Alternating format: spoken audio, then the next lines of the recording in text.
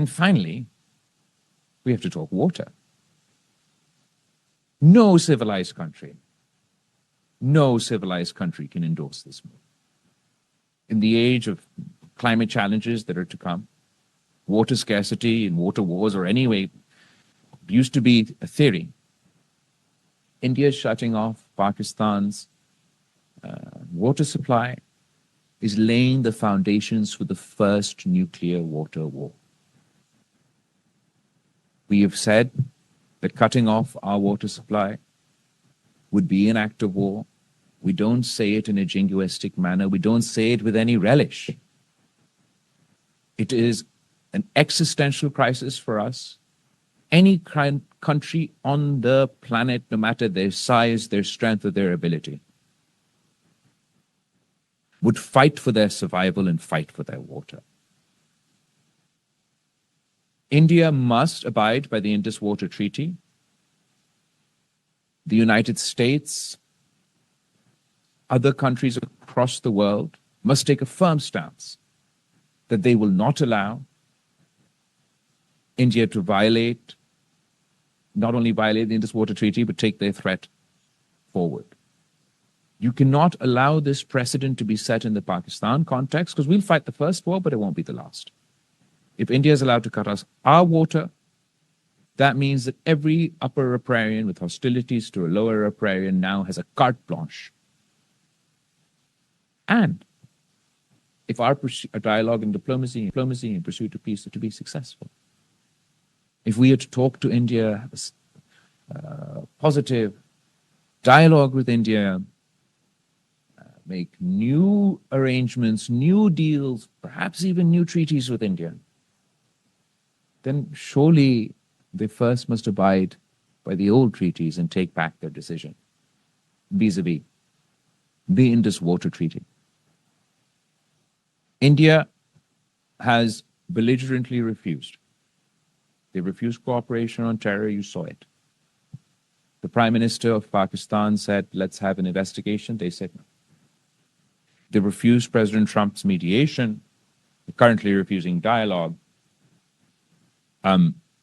All that means is there'll be more terrorism, there'll be more war, and there'll be no peace. The Prime Minister of India and his government may want to damn his people to this fate. I refuse to damn my people, and I refuse to damn the people of India to this fate, which is why my delegation and I will be traveling from capital to capital with a simple message. We want peace. We need your help. Later today, we'll continue our activities, engaging with officials here in Washington, D.C. From here, we go to London. From London, we go to, I want to say Paris, but maybe Brussels and Strasbourg also, to Europe. And we'll keep at it until our neighbors realize that it's in their interest and in our interest to sit down across the table and figure out our issues. There's no military solution to any of our problems. And there's so much more that we can achieve together than we can achieve apart. Surely, India and Pakistan working together, we can eradicate terrorism from the subcontinent. India and Pakistan working together can create that conducive environment in Kashmir where the people that live there can live there free from repression, suffocation, and actually see prosperity. India and Pakistan's cooperation obviously would require the waters to flow freely, but but it should lead to broader cooperation. The challenge of climate change and water scarcity is a challenge for Pakistan. It's also a challenge for India. How are we going to face the coming decade? We've already experienced devastating flood, droughts, the manifestation of climate change in various forms. I believe Pakistan and India working together can meet that challenge as well. If we don't rise to this occasion, then let there be no mistake.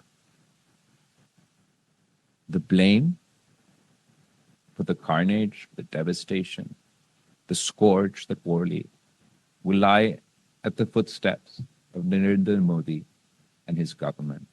You've heard today, I don't want to go into repetition, litigate our views on each other. We think they're extreme. They think we're extreme.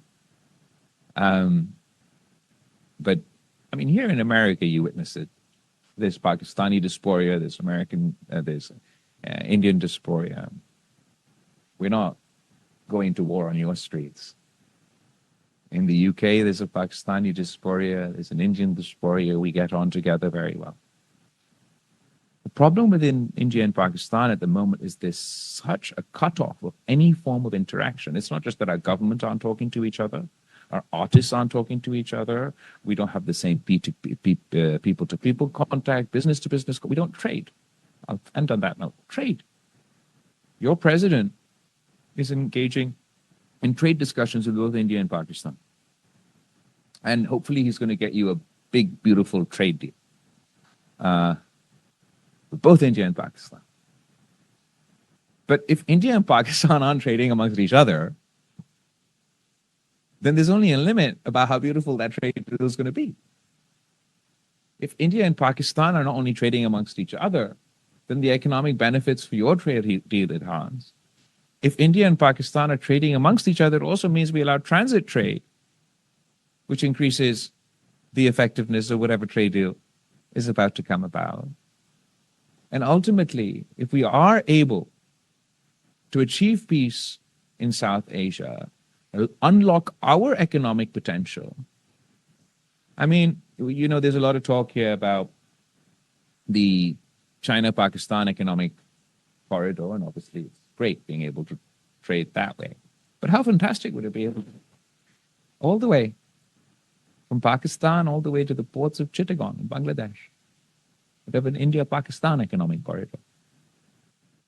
So there's prosperity for our people, for their people, and peace in our region. I don't underestimate the challenges we face.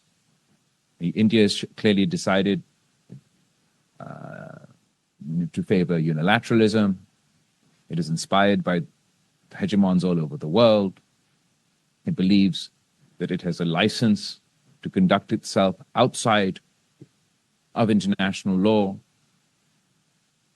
And our hope is your President Trump. So wish us luck. I'm very grateful to all of you for organizing this interaction for myself and our delegation. We've received a very positive response from everybody we have engaged with, and I look forward to meeting you all again soon. Thank you.